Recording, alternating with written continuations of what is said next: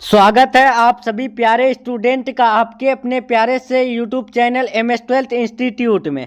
आशा करता हूँ सभी प्यारे स्टूडेंट बहुत ही अच्छे से होंगे और आप सभी की एग्ज़ाम की तैयारी बहुत ही बेहतरीन तरीके से चल रही होगी। तो प्यारे बच्चों, आज के जो क्लास में हम लोग करने वाले हैं क्लास 12 होम साइंस यानी गृह विज्ञान का 230 मोस्ट इंपॉर्टेंट ऑब्जेक्टिव क्वेश्चन का क्लास करने वाले हैं, जो आपके फाइनल बोर्ड एग्जाम में सीधे यहाँ से प्रश्न पूछे जाएंगे। इसमें आपका क्वेश्चन बैंक के साथ मोस्ट इंपोर्टेंट ऑब्जेक्टिव क्वेश्चन होगा, जो इस साल के लिए गेस ऑब्जेक्टिव क्वेश्चन होगा। तो सभी प्यारे स्टूडेंट इस क्लास को एंड तक देखिएगा और हर एक क्वेश्चन आप सभी क्लास में ही याद करने की कोशिश जरूर कीजिएगा, ठीक है मेरे प्यारे स्टूडेंट। तो चलिए हम लोग जो है क्लास को शुरू करते हैं बिना टाइम वेस्ट किए, ठीक है। क्लास को शुरू करने से पहले जो भी स्टूडेंट अगर चैनल से नए जुड़ रहे हैं तो चैनल को सब्सक्राइब करके बेल आइकन प्रेस जरूर कर लीजिएगा, ताकि ऐसे ही आने वाली क्लासेस का नोटिफिकेशन आप सभी तक मिलते रहे, ठीक है। और जो भी स्टूडेंट को अगर क्लास अच्छा लग रहा है तो वीडियो को लाइक करके अपने दोस्तों में भी शेयर करने की कोशिश जरूर कीजिएगा, ठीक है।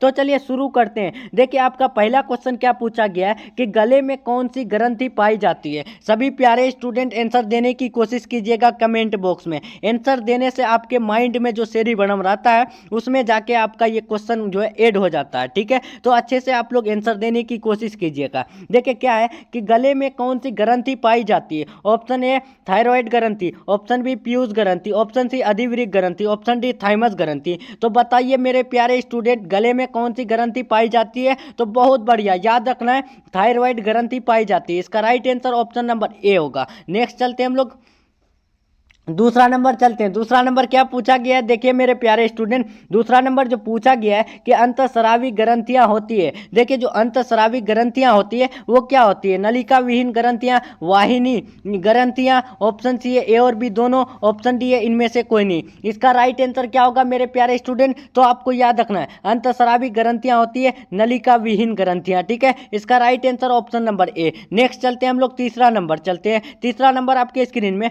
महिलाओं में कितने अंडाशय होते हैं। देखिए महिलाओं में जो अंडाशय होते हैं तो वो कितने अंडाशय होते हैं, क्या 1 2 3 4, ये 4 ऑप्शन आपके सामने हैं। तो प्यारे बच्चों याद रखना, जो भी स्टूडेंट को अगर याद नहीं है तो महिलाओं में जो अंडाशय होते हैं वो 2 अंडाशय होते हैं। Right answer option number B. Next चलते हैं मेरे प्यारे स्टूडेंट चार नंबर आपके स्क्रीन में कि निम्न में कौन मादा प्रजनन प्रणाली का भाग नहीं है। मोस्ट इंपोर्टेंट क्वेश्चन है, कौन है जो मादा प्रजनन प्रणाली का भाग नहीं है, मतलब कि नर प्रजनन प्रणाली का भाग है। क्या वो शुक्रवाहिका, गर्भाशय, डिंबवाहिनी, अंडाशय। इसका राइट आंसर क्या होगा मेरे प्यारे स्टूडेंट, तो आपको याद रखना है, बहुत इंपॉर्टेंट क्वेश्चन है। मादा प्रजनन प्रणाली का जो भाग नहीं है वो है शुक्रवाहिका, ठीक है। शुक्रवाहिका जो है वो यानी नर प्रजनन प्रणाली का भाग है। नेक्स्ट चलते हैं 5 नंबर आपके स्क्रीन में कि गर्भावस्था का प्रथम लक्षण क्या है। जो देखिए जो गर्भावस्था का पहला लक्षण है तो वो क्या है, मासिक धर्म का बंद होना, प्रातःकाल जी मचलना, बार बार मूत्र को त्याग करना, स्तनों के आकार में परिवर्तन।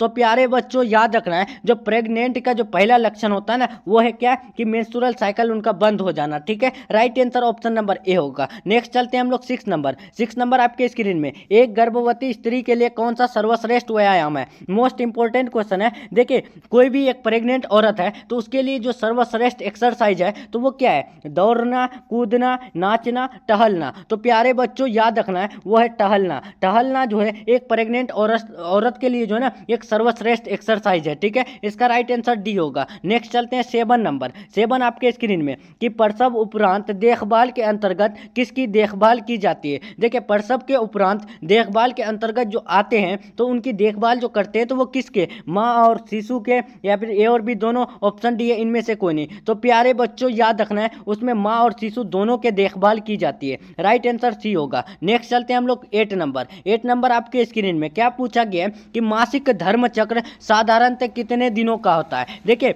जो मासिक धर्म चक्र होता है तो साधारणतः कितने दिनों का होता है, क्या वो 22 दिन, 24 दिन, 28 दिन, 30 दिन। तो ये हर स्टूडेंट को पता होगा कि जो मेंस्ट्रुअल साइकिल होता है वो 28 दिन का होता है, ठीक है। इसका right answer option number C, कितने दिनों का होता है तो 28 दिनों का। नेक्स्ट चलते हैं 9 नंबर 9 आपके स्क्रीन में, महिलाओं में गर्भावस्था के दौरान रक्त में किस तत्व की कमी हो जाती है। देखिए मेरे प्यारे स्टूडेंट, जो महिलाओं में गर्भावस्था के दौरान कौन ब्लड में जो कमी होती है तो वो कौन से तत्वों की कमी होती है, थायमिन, कैल्शियम, मायोसिन, कैलोरी। तो ये हर स्टूडेंट को पता होगा कि कैल्शियम तत्व की कमी हो जाती है कि महिलाओं में गर्भावस्था के दौरान। नेक्स्ट चलते हैं हम लोग 10 नंबर कि नर में शुक्राणु किस नलिका में स्थित होता है। मोस्ट इंपॉर्टेंट क्वेश्चन है मेरे प्यारे स्टूडेंट कि नर में जो है शुक्राणु कौन से नलिका में स्थित होता है, अपवाही नलिका, शुक्र नलिका, शुक्रवाहिका नलिका, ऑप्शन डी है नलिका। इसका राइट आंसर क्या होगा, तो प्यारे बच्चों याद रखना है, इसका राइट आंसर जो होगा वो ऑप्शन नंबर यानी सी होगा। शुक्रवाहिका नलिका में जो है शुक्राणु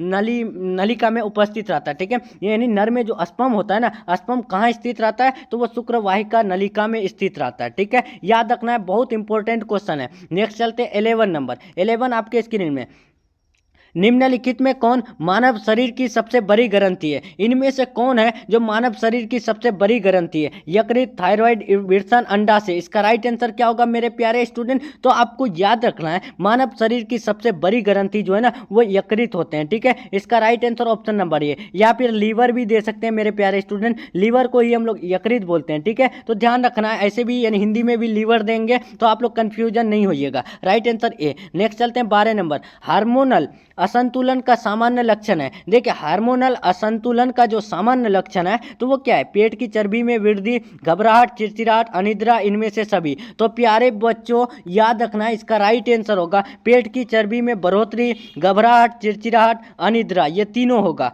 तो इसका right answer option number D, इनमें से सभी।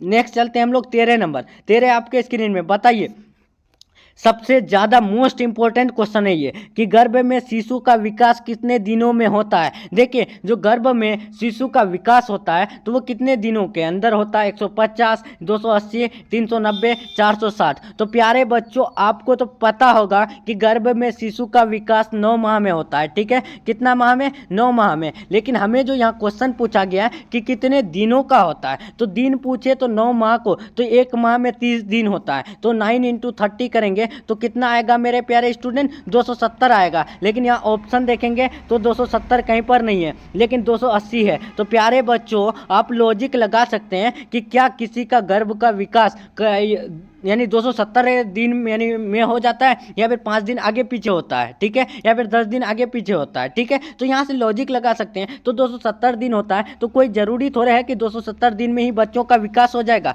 नहीं मेरे प्यारे स्टूडेंट, वो 280 दिन में भी हो सकता है, या फिर 275 दिन में भी हो सकता है, या फिर आपका 265 दिन में भी हो सकता है, ठीक है। तो आप लोग ऑप्शन के हिसाब से आंसर लगा सकते हैं, ठीक है। क्लियर हो गया, तो राइट आंसर बी होगा 280 दिन। नेक्स्ट चलते हैं हम लोग 14 नंबर। 14 नंबर क्या पूछा गया कि निम्न में कौन गर्भावस्था की अवस्था नहीं है। इनमें से कौन है जो गर्भावस्था की अवस्था नहीं है, शैशवावस्था, बीजावस्था, पिंड अवस्था, भ्रूणावस्था। इसका राइट आंसर क्या होगा मेरे प्यारे स्टूडेंट, तो आपको याद रखना है गर्भावस्था की अवस्था नहीं है, वो है शैशवावस्था, ठीक है। इसका right answer option number A. Next चलते हैं 15 नंबर। 15 आपके स्क्रीन में, निम्न में कौन गर्भावस्था की कठिनाई है। इनमें से कौन गर्भावस्था की कठिनाई है, गर्भपात, अपरिपक्व जन्म, या फिर गर्भकालीन विषाक्तता, इनमें से सभी। तो प्यारे बच्चों आप यहाँ लॉजिक लगा सकते हैं कि गर्भावस्था की जो कठिनाई है ना वो गर्भपात है, अपरिपक्व जन्म है और गर्भकालीन विषाक्तता है। तो इसका राइट आंसर क्या होगा, ऑप्शन नंबर डी, इनमें से सभी होगा। नेक्स्ट चलते हैं हम लोग 16 नंबर। 16 आपके स्क्रीन में क्या पूछा गया है कि प्रसवोत्तर अवधि है। इनमें से प्रसवोत्तर अवधि जो है कौन है, क्या वो गर्भधारण से प्रसव तक, गर्भधारण से प्रसव पूर्व तक, प्रसव से 45 दिनों तक, प्रसव से 6 मास तक। इसका राइट आंसर क्या होगा मेरे प्यारे स्टूडेंट, तो आपको याद रखना है प्रसव उत्तर जो अवधि होता है यानी टेन्योर होता है तो वो कितना से, तो आपको याद रखना है प्रसव के 45 दिनों तक होता है, ठीक है। इसका right answer option number C होगा। नेक्स्ट चलते हैं हम लोग 17 नंबर। 17 आपके स्क्रीन में क्या पूछा गया है कि निषेचित डिंब का विकास कहाँ होता है। देखिए जो निषेचित डिंब होता है यानी फर्टिलाइजेशन ओव्यूम होता है, तो उसको ओवम जो होता है उनका विकास जो होता है वो कहाँ होता है, गर्भाशय, अंडाशय, शुक्राशय, या फिर इनमें से कोई नहीं। तो शुक्राशय तो होगा नहीं, यहाँ डिंब का बात आया है, तो अब बताइए यानी गर्भाशय या अंडाशय होगा। तो याद रखना है मेरे प्यारे स्टूडेंट, इसका राइट आंसर होगा गर्भाशय, ठीक है। इसका right answer option number A. Next चलते हैं हम लोग 18 नंबर। निम्न में कौन सा कथन सही नहीं है। इनमें से कौन सा कथन जो है सही नहीं है,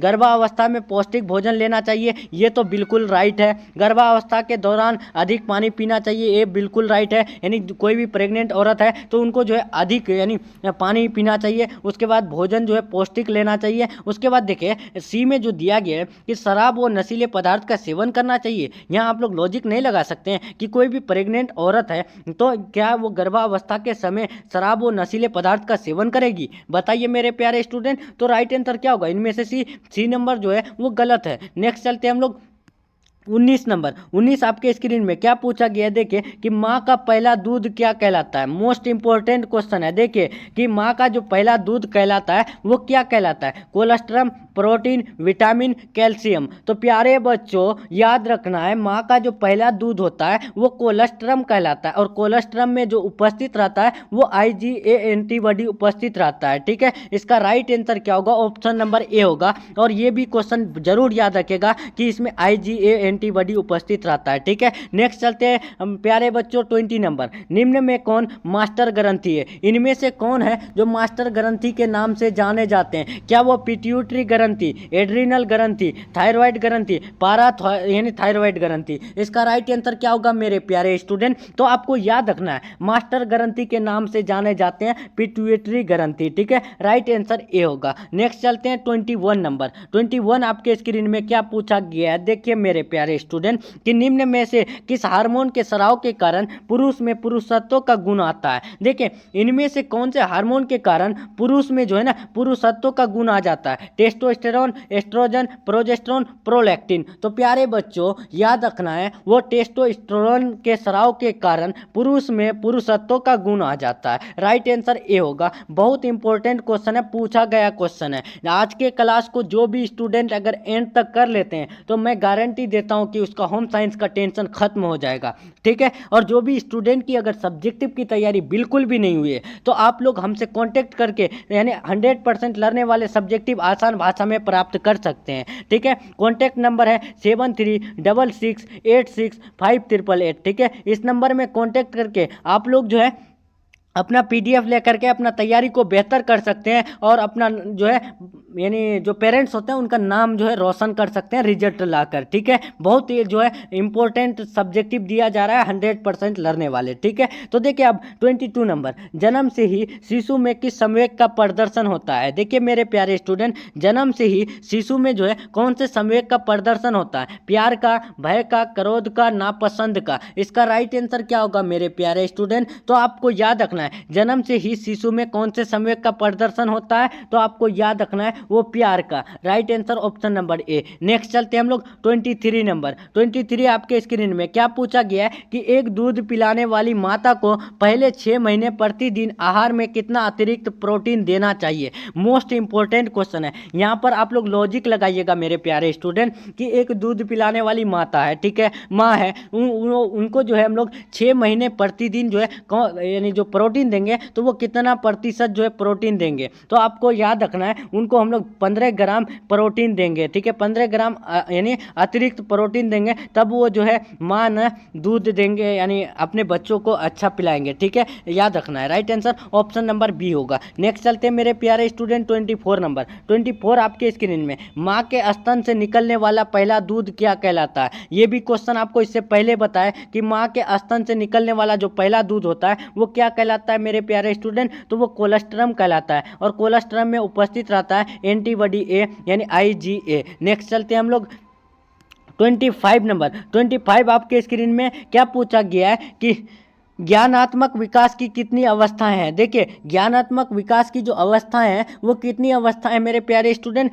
क्या वो 5, 2, 4, 7? तो प्यारे बच्चों याद रखना है ज्ञानात्मक विकास की अवस्था है 4। ठीक है, इसका right answer option number C. Next चलते हैं 26 नंबर। बच्चा को किस आयु में पहला दांत निकलता है? देखिए कोई भी बच्चा जन्म लेता है तो कितने दिन के बाद उनका जो है पहला दांत निकलेगा? 6 माह, 8 माह, 10 माह, 5 माह? तो आप यहाँ लॉजिक लगा सकते हैं और याद याद रख सकते हैं, बहुत इंपॉर्टेंट क्वेश्चन है। तो प्यारे बच्चों याद रखना है, वो 6 माह के बाद एक बच्चे में जो है पहला दांत निकलता है। नेक्स्ट चलते हैं हम लोग 27 नंबर कि शिशु को जो है BCG का टीका कब लगाया जाता है। बताइए मेरे प्यारे स्टूडेंट, BCG का टीका जो है शिशु को कब लगाया जाता है, 4 माह, 5 माह, 3 माह या फिर 2 माह पर। तो प्यारे बच्चों याद रखना है, उन्हें हम लोग लगाते हैं 3 माह पर, ठीक है। यानी शिशु के 3 माह के बाद उनको BCG का टीका लगाया जाता है। राइट आंसर क्या होगा, ऑप्शन नंबर सी होगा। नेक्स्ट चलते हैं 28 नंबर, बच्चे को पूरक आहार कितने माह के बाद से देनी चाहिए। देखिए जो बच्चे जन्म लेते हैं तो उनको हम लोग अगर पूरक आहार देंगे तो वो कितने माह के बाद, 6 माह, 8 माह, 3 माह, 9 माह। मोस्ट इंपॉर्टेंट क्वेश्चन है, तो आपको याद रखना है 6 माह के बाद जो है यानी पूरक आहार देना चाहिए एक बच्चे को जन्म के बाद। नेक्स्ट चलते हैं 29 नंबर, 29 आपके स्क्रीन में क्या पूछा गया है कि ORSPA बनाने के लिए इसे किसके साथ मिलाना चाहिए। ये तो आप लोग हलवा क्वेश्चन है, आप लोग आराम से बना सकते हैं। ORSPA बनाएंगे तो उन्हें हम लोग किसके साथ मिलाएंगे, तो पानी के साथ। तो पानी यहाँ ऑप्शन में है ही नहीं, तो राइट आंसर क्या होगा, डी, इनमें से कोई नहीं। नेक्स्ट चलते हैं हम लोग 30 नंबर, 30 आपके स्क्रीन में 2 वर्ष से 6 वर्ष तक की आयु को कहते हैं। देखिए कोई भी बच्चे 2 वर्ष से 6 वर्ष के बीच में आते हैं तो उसे हम लोग क्या कहते हैं, तो प्यारे बच्चों उसे हम लोग कहते हैं क्या, बाल्य अवस्था कहते हैं, ठीक है। राइट आंसर बी होगा। नेक्स्ट चलते हैं हम लोग 31 नंबर, 31 आपके स्क्रीन में, जन्म के समय भारतीय बच्चे की औसत लंबाई होती है। यहाँ पर औसत लेंथ पूछा है, तो प्यारे बच्चों याद रखना है जन्म के समय भारतीय बच्चे पूछा है, तो भारतीय बच्चे की औसत लंबाई जो होती है वो 50 सेमी होती है, यानी सेंटीमीटर होती है, ठीक है। कितना होती है, 50 सेंटीमीटर होता है जब बच्चे जन्म लेते हैं, ठीक है। और भारतीय बच्चे की एवरेज लंबाई पूछा है, ठीक है। नेक्स्ट चलते हैं हम लोग 32 नंबर, 32 आपके स्क्रीन में क्या पूछा गया है। देखिए मेरे प्यारे स्टूडेंट कि 30 सितंबर 1993 के अनुसार आंगनबाड़ी योजना के अंतर्गत कितने करोड़ बच्चे और माताएं पूरक पोषण कर रहे थे। बताइए 30 सितंबर 1993 के अनुसार आंगनबाड़ी योजना के अंतर्गत कितने करोड़ बच्चे और माताएं जो है पूरक पोषण प्राप्त कर रहे थे, यानी दाल चावल जो मिलते हैं ना, तो वही। तो आपको याद रखना है इसका राइट आंसर होगा 1.95 करोड़, ठीक है। Right answer option number B होगा। नेक्स्ट चलते हैं मेरे प्यारे स्टूडेंट 33 नंबर, 33 आपके स्क्रीन में क्या पूछा गया है। देखिए कि जन्म के समय नवजात शिशु का औसत भार होता है। अब यहाँ पर भार पूछ दिया है, इससे पहले आपको जो है लंबाई बता चुके हैं कि जन्म के समय नवजात शिशु का लंबाई 50 सेमी होता है, सेंटीमीटर होता है। अब यहाँ पूछा है कि जन्म के समय नवजात शिशु का औसत भार कितना होता है, यानी वजन कितना होता है। तो प्यारे बच्चों याद रखना है उनका वजन जो है 2.5 किलोग्राम से 3.5 किलोग्राम के बीच आता है। राइट आंसर क्या होगा, ऑप्शन नंबर बी होगा। नेक्स्ट चलते हैं 34 नंबर, 34 आपके स्क्रीन में गर्भावस्था में रक्त में किस तत्व की कमी हो जाती है। ये भी बता चुके हैं कि जब गर्भावस्था होता है तो उसमें यानी ब्लड में जो तत्व की कमी होती है उस तत्व का नाम है कैल्शियम, जिसको हम लोग प्रदर्शित करते हैं Ca से, ठीक है। इसका राइट आंसर बी होगा। नेक्स्ट चलते हैं हम लोग 35 नंबर, 35 आपके स्क्रीन में क्या पूछा गया है। देखिए कि संपूर्ण गर्भावस्था में गर्भवती महिला को कितने मिलीग्राम लोहे को शोषित करना जरूरी है। देखिए संपूर्ण गर्भावस्था में गर्भवती महिला को कितने मिलीग्राम लोहे को शोषित करना जरूरी है। तो प्यारे बच्चों याद रखना है 700 से 1000 milligram. Right answer option number A. Next चलते हैं हम लोग 36 नंबर, शिशु का सबसे उपयुक्त आहार कौन सा है। देखिए जो शिशु का सबसे उपयुक्त आहार है तो इनमें से कौन सा है, बताइए प्यारे स्टूडेंट। तो आपको याद रखना है शिशु का सबसे उपयुक्त आहार है उनके माँ का दूध, ठीक है। इसका right answer option number C होगा। लॉजिक लगा करके लगा सकते हैं ये सब क्वेश्चन, ठीक है। नेक्स्ट चलते हैं 37 नंबर, 37 आपके स्क्रीन में कि माँ के दूध में पाए जाने वाले एंटीबॉडीज प्रदान करते हैं। बताइए मेरे प्यारे स्टूडेंट, जो माँ के दूध में पाए जाने वाले एंटीबॉडीज होते हैं तो वो क्या प्रदान करते हैं, रोग रोधन क्षमता, संक्रमण, सफाई, विसंक्रमण। तो यहाँ भी आप लोग लॉजिक लगा सकते हैं कि माँ का जो दूध होता है उसमें जो एंटीबॉडीज होते हैं ना तो वो प्रदान करते हैं, यानी रोग रोधन क्षमता, ठीक है। इसका right answer option number A, यानी इससे क्या होता है माँ के दूध से रोग से बचाव होता है, ठीक है। और वो साफ सफाई होता है, ठीक है, और संक्रमण से बचाते हैं, ठीक है, ना कि संक्रमण होते हैं, ठीक है, याद रखना है। राइट आंसर क्या होगा? ऑप्शन नंबर ए होगा। नेक्स्ट चलते हैं हम लोग 38 नंबर। 38 आपके स्क्रीन में क्या पूछा गया है कि सामान्य प्रसव में स्तनपान शुरू कर देना चाहिए। देखिए, सामान्य प्रसव में जो स्तनपान शुरू कर देना चाहिए तो वो कितना घंटा में? आधा घंटा में, 1 घंटा में, 24 घंटा में, 48 घंटा में? तो आपको याद रखना है, ये भी क्वेश्चन आप लोग आराम से बना लेंगे कि सामान्य प्रसव में स्तनपान जो शुरू कर देना चाहिए आधा घंटा में। नेक्स्ट चलते हैं हम लोग 39 नंबर। 39 आपके स्क्रीन में, निम्न में से कौन माता के दूध के साथ नवजात की जरूरत होती है? इनमें से कौन है जो माता के दूध के साथ जरूरत होती है? क्या शहद, ग्लूकोज, पानी, या फिर इनमें से कोई नहीं? तो प्यारे बच्चों, आपको बता दें कि माँ के दूध के साथ जो नवजात को जरूरत होती है ना, तो वो कुछ नहीं जरूरत होती है, न शहद, न ग्लूकोज, न पानी, ठीक है। इसका right answer option number D, इनमें से कोई नहीं, ठीक है। माँ के दूध में ही इतना पावर होता है कि बच्चे जो है यानी एनर्जी ले लेते हैं, ठीक है। उसमें जो एंटीबॉडीज रहते हैं ना, तो उसमें क्या होता है कि वो रोग रोधन क्षमता होते हैं, ठीक है।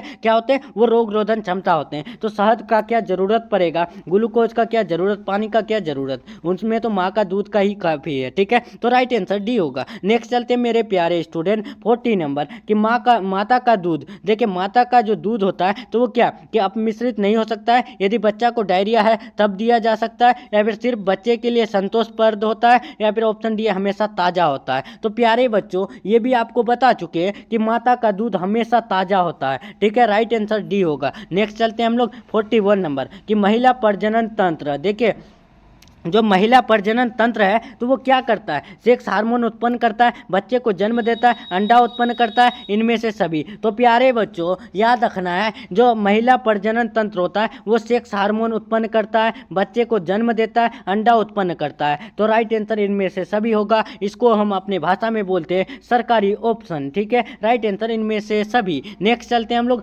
42 नंबर। इनमें से कौन गलत है मासिक चक्र के लिए? बताइए, इनमें से कौन है जो मासिक चक्र के लिए जो है गलत है? क्या खून का सामयिक बहाव, या फिर हमेशा बहुत कष्टदायक होता है, गर्भावस्था को छोड़कर एक महिला की पूरी प्रजनन अवधि में होता है, इनमें से कोई नहीं? तो प्यारे बच्चों, जो मासिक चक्र होता है वो हमेशा बहुत कष्टदायक नहीं होता है, ठीक है। इसका राइट आंसर होगा ऑप्शन नंबर बी होगा, ठीक है। मासिक चक्र जब शुरू होता है तो 2 से 3 दिन जो है पेन होता है, उसके बाद जो 3 से 4 दिन होता है वो जो है कष्टदायक नहीं होता है मेरे प्यारे स्टूडेंट। लॉजिक लगा सकते हैं, यहाँ हम आपको समझा रहे हैं एक्सप्लेन करके, ठीक है। चलते हैं हम लोग 43 नंबर। कौन सा हार्मोन केवल महिला में स्रावित होता है? इनमें से कौन सा हार्मोन है जो केवल महिला में स्रावित होता है? Prolactin, thyroxine, ghrelin, insulin? तो प्यारे बच्चों, याद रखना, इसका राइट आंसर होगा सिर्फ हार्मोन जो है महिलाओं में स्रावित होता है। तो महिलाओं के बारे में जब भी बात करें तो उस हार्मोन का नाम है प्रेलिन, ठीक है। इसका राइट आंसर सी होगा। नेक्स्ट चलते हैं 44 नंबर। क्या पूछा गया है कि प्रसव उपरांत अवधि गंभीर है? देखिए, प्रसव के उपरांत अवधि जो गंभीर है तो वो किसके लिए? माता के लिए, बच्चे के लिए, दोनों के लिए, या फिर इनमें से कोई नहीं? तो याद रखना है मेरे प्यारे स्टूडेंट, इसका राइट आंसर होगा प्रसव उपरांत जो अवधि गंभीर है तो वो माता के लिए और बच्चा के लिए, दोनों के लिए। तो राइट आंसर इनमें से दोनों होगा। नेक्स्ट चलते हैं हम लोग 45 नंबर। क्या पूछा गया है कि इनमें से कौन प्रसव उपरांत अवधि में मां की प्रत्यक्ष देखभाल नहीं है? इनमें से कौन है प्रसव उपरांत अवधि में मां की प्रत्यक्ष देखभाल नहीं है? क्या स्तनपान, व्यक्तिगत स्वच्छता, विश्राम एवं निद्रा, या फिर उत्तम पोषाहार? इसका राइट आंसर क्या होगा मेरे प्यारे स्टूडेंट? तो आपको याद रखना है विश्राम एवं निद्रा, ठीक है। राइट आंसर सी होगा। नेक्स्ट चलते हैं 46 नंबर। इनमें से कौन शुरू के दिनों में बच्चे की देखभाल के अंतर्गत आता है? इनमें से कौन है जो शुरू के दिनों में बच्चे की देखभाल के अंतर्गत आता है? तो प्यारे बच्चों, याद रखना है वो है बच्चे को गर्म रखना, गर्भनाल की देखभाल, सिर्फ माँ का जो है दूध देना, ये तीनों जो है देखभाल आते हैं शुरू के दिनों में। राइट आंसर इनमें से सभी होगा। नेक्स्ट चलते हैं 47 नंबर कि एक नवजात के लिए 24 घंटे के अंदर दिया जाने वाला कौन सा टीका नहीं है? इनमें से कौन सा टीका है जो एक नवजात को 24 घंटे के अंदर दिया जाने वाला टीका नहीं है। क्या वो BCG, OPV जिसको हम लोग बोलते हैं oral polio vaccine. Option C है DTP यानी diphtheria tetanus pertussis. Option D है हेपेटाइटिस बी। तो राइट आंसर इसका क्या होगा मेरे प्यारे स्टूडेंट? तो आपको याद रखना है इसका राइट आंसर होगा DTP, ठीक है, जिसको बोलते हैं डिप्थेरिया टिटेनस पार्टियोसिस, ठीक है। ये जो है नवजात के लिए 24 घंटे के अंदर नहीं दिया जाने वाला टीका है। राइट आंसर सी होगा। नेक्स्ट चलते हैं 48 नंबर। यानी अस्थायी दांतों की संख्या होती है। यहाँ पर अस्थायी दांत नहीं पूछा है, अस्थायी दांत पूछा है। तो अस्थायी दांतों की जो संख्या होती है तो वो कितना होती है मेरे प्यारे स्टूडेंट? तो 20 होती है। राइट आंसर सी होगा। नेक्स्ट चलते हैं 49 नंबर। क्या पूछा गया है कि किस महीना में बच्चा बिना सहारे खड़ा हो सकता है? देखिए किस महीने में बच्चा जो है बिना सहारे खड़ा हो सकता है? 6 महीने में, 7 महीने में, 9 से 12 महीने में या फिर 12 महीने में? तो प्यारे बच्चों आपको याद रखना है इसका राइट आंसर होगा 9 से 12 महीने में, ठीक है। जब कोई भी बच्चे जन्म लेते हैं और उसके बाद 9 से 12 माह होंगे उसके बाद जो है वो अपने सहारे खड़ा हो सकता है, ठीक है। राइट आंसर सी होगा। नेक्स्ट चलते हैं हम लोग 50 नंबर में आ चुके हैं कि कौन सा तत्व विकास को प्रभावित नहीं करता है? इनमें से कौन सा तत्व है जो विकास को प्रभावित नहीं करता है? पोषण, धन, अंतःस्रावी ग्रंथियां, रोग एवं चोट। तो प्यारे बच्चों आपको यहाँ लॉजिक लगाएंगे तो पता चलेगा कि विकास को प्रभावित नहीं करता है। तो देखिए पोषण जो है विकास को प्रभावित करेगा, अंतःस्रावी ग्रंथियां यानी पोषण को प्रभावित करेगा, रोग एवं चोट जो है वो पोषण को प्रभावित करेगा। जो धन दौलत जो पैसा होता है तो वो क्या विकास को प्रभावित कर सकता है? नहीं कर सकता है मेरे प्यारे स्टूडेंट। इसका राइट आंसर बी होगा। नेक्स्ट चलते हैं 51 नंबर कि विवृद्धि से अभिप्राय है। देखिए विवृद्धि से जो अभिप्राय है तो वो क्या है? तो आपको याद रखना है विवृद्धि से यानी अभिप्राय है वो है संख्यात्मक विकास, ठीक है। इसका राइट आंसर बी होगा। नेक्स्ट चलते हैं हम लोग 52 नंबर। इनमें से कौन क्रियात्मक विकास नहीं है? इनमें से कौन है जो क्रियात्मक विकास नहीं है? क्या सिर संभालना, बोलना, घुटनों के बल चलना, पकड़ना? तो आपको याद रखना है क्रियात्मक विकास कौन नहीं है? तो बोलना नहीं है। राइट आंसर बी होगा। नेक्स्ट चलते हैं हम लोग 53 नंबर। देखिए यहाँ पर आप कैसे बोल सकते हैं कि क्रियात्मक विकास नहीं है यानी काम करने वाला विकास में कौन नहीं आते हैं? बोलना। देखिए आप बिना बोले भी कोई काम कर सकते हैं, है कि नहीं? तो राइट आंसर क्या होगा? ऑप्शन नंबर बी होगा। नेक्स्ट चलते हैं हम लोग 53 नंबर कि अंडे और शुक्राणु के संयोजन की प्रक्रिया को कहते हैं। देखिए जो अंडा और शुक्राणु होता है तो उनके संयोजन की प्रक्रिया को जो हम लोग कहेंगे क्या?